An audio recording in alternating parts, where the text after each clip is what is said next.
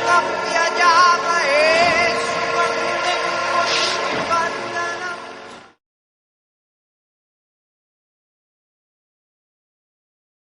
अदृश्य दुनिया YouTube channel को लाइक करें, सब्सक्राइब करें और बेल आइकन को ऑल पर सिलेक्ट करें ताकि आने वाली हमारी सारी वीडियो आप देख सकें। क्यों है निर्वस्त्र नहाना मना? शास्त्रों में क्यों इसकी मनाही है?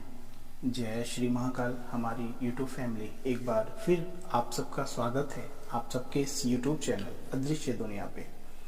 महादेव आप सबको स्वस्थ रखे। आप वीडियो पूरा देखिएगा। हमारे और चैनल को जो भी आप सबका प्यार मिल रहा है, आप सबका आशीर्वाद मिल रहा है, बस ऐसे ही मिलता रहे। जो हमारे नए दोस्त, भाई बहन, माता पिता तुल्य जो भी जुड़ते हैं मेरे चैनल से, उनका सबका स्वागत है। और वीडियो आप सबसे प्रार्थना है कि पूरा देखिएगा, अच्छा लगेगा आगे शेयर करिएगा और सब्सक्राइब जरूर करिएगा। और मुझे बताइएगा कि वीडियो कैसा लगा और ये बातें कितनी तक सच्ची हैं।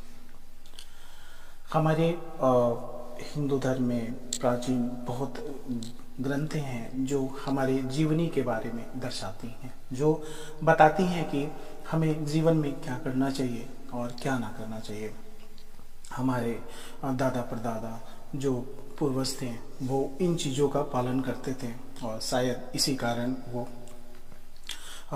काफ़ी जीवन जीते थे, 100 सालों से ऊपर जीते थे और दुखों से दूर रहते थे, शारीरिक पीड़ाओं से दूर रहते थे। ये शायद उनके जीवन जीने की शैली थी जो उनको इतनी दीर्घ आयु ले जाती थी। हमारे धर्म में बहुत ऐसे ग्रंथ हैं जैसे गरुड़ पुराण और भी कुछ पुराने हैं, पद्म पुराण, जिनमें बताया गया है कि इंसान को, किसी भी इंसान को, स्त्री को निर्वस्त्र और स्नान करने से उनके जीवन पे कितनी बड़ी बाधाएं आती हैं, कितना नुकसान सहना पड़ता है। ये सारी चीज़ें बताई गई हैं। इन सारी चीज़ों का पालन बताया गया है। इन सारी चीज़ों के बारे में बताया गया है कि आपको वास्तव में करना क्या चाहिए, क्या कैसे क्या करनी चाहिए, क्या जीवनी जीनी चाहिए, किस तरीके का खान पान रखना चाहिए। ऐसी बहुत सारी चीज़ें हमारे ग्रंथ बताते हैं, हमारे दादा परदादा बताते थे, हमारे माता पिता बताए। तो कहीं ना कहीं हमारा जीवन ही इन चीज़ों से दूर चला जा रहा है, जिसके कारण हमें जाने जाने में बहुत सारी चीज़ों का सामना करना पड़ता है। तो जानते हैं कि कहते हैं कि स्नान करना नित्य क्रिया है। बिना स्नान किए कोई भी व्यक्ति साफ सुथरा और शुद्ध नहीं माना जाता। किसी भी शुभ या पवित्र कार्य को करने से पहले हम स्नान करते हैं, किंतु पद्म पुराण के अनुसार नहाने के भी कुछ नियम होते हैं। बताया गया है, जिसका वर्णन स्वयं भगवान श्री कृष्ण ने भी किया और बहुत सारे लोग जानते भी होंगे। और श्री कृष्ण ने किया, श्री कृष्ण ने बताया भी था क्या वजह है कि इंसान को बिना वस्त्र के नहीं नहाना चाहिए। जानते हैं अधिकांश लोग निर्वस्त्र होकर नहाते हैं, लेकिन शास्त्रों में ऐसा करना ठीक नहीं माना गया है। इसीलिए मनुष्य को कुछ ना कुछ पहनकर ही स्नान करना चाहिए, जो शास्त्र बताते हैं, जो हमारे ग्रंथ बताते हैं। अब जानते हैं कि श्री कृष्ण ने अपनी लीला से निर्वस्त्र होकर स्नान करने को निषेध कर्म बताया था। हमारे धर्म ग्रंथों में भी बहुत सी ऐसी बातें दर्ज हैं जो हमारे लिए बहुत ही उपयोगी हैं और जो हमारे जीवन को सफल बना सकती हैं। इनमें से पद्म पुराण की यह घटना भी काफी महत्वपूर्ण है। पद्म पुराण के अनुसार एक बार जब गोपियां नदी में स्नान कर रही थी, तब श्री कृष्ण ने उनके कपड़े चुरा लिए और उन्हें पेड़ पर टांग दिया। जब गोपियों को इस बात में पता चला तो वो भगवान कृष्ण से अपने वस्त्र वापस लौटाने के लिए प्रार्थना करने लगी। तब श्री कृष्ण ने उन्हें स्वयं ही जल से बाहर आकर अपने वस्त्र लेने के बारे में कहा। इस पर गोपियों ने प्रश्न किया कि वे नग्न अवस्था में कैसे बाहर आ सकती हैं। तब भगवान श्री कृष्ण ने उनसे पूछा कि अगर उन्हें इतना ही भय था तो वो निर्वस्त्र होकर नदी में स्नान करने की ही क्या जरूरत थी, क्यों की गई। तत्पश्चात गोपियों ने कृष्ण से कहा कि जब वे जल में प्रवेश कर रही थी तब वहां कोई भी नहीं था।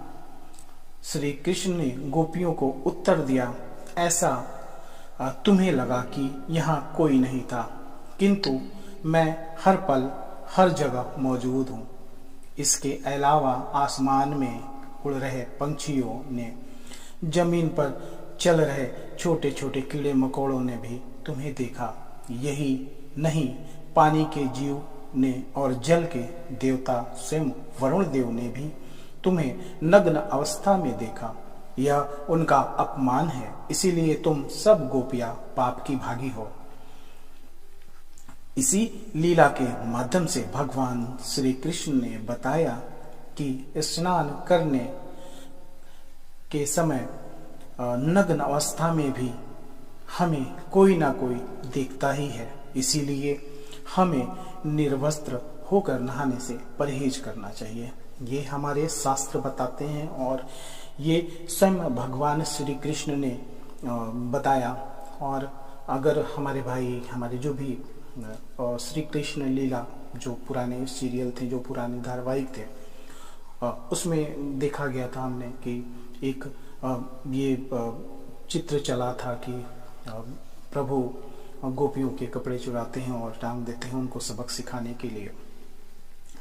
तो फिर इसी के बाद हमारी और ग्रंथ है गरुड़ पुराण, उसमें भी इसके बारे में जिक्र कहा गया है। इस बात का जिक्र पद्म पुराण में ही नहीं बल्कि गरुड़ पुराण में भी है, आया है कि गरुड़ पुराण के अनुसार हमारे पूर्वज हमेशा हमारे आसपास ही मौजूद रहते हैं, यहाँ तक कि स्नान करते वक्त भी वे हमारे नजदीक होते हैं। कहते हैं शरीर से गिरने वाले जल को हमारे पूर्वज ग्रहण करते हैं। जब हम निर्वस्त्र होकर नहाते हैं तो वो अतृप्त रह जाते हैं। शास्त्रों के अनुसार जब कोई व्यक्ति बिना कपड़े पहने नहाता है तो ऐसा करने से उसका तेज, बल, शौर्य, धन, सुख और क्षमता सभी नष्ट हो जाते हैं।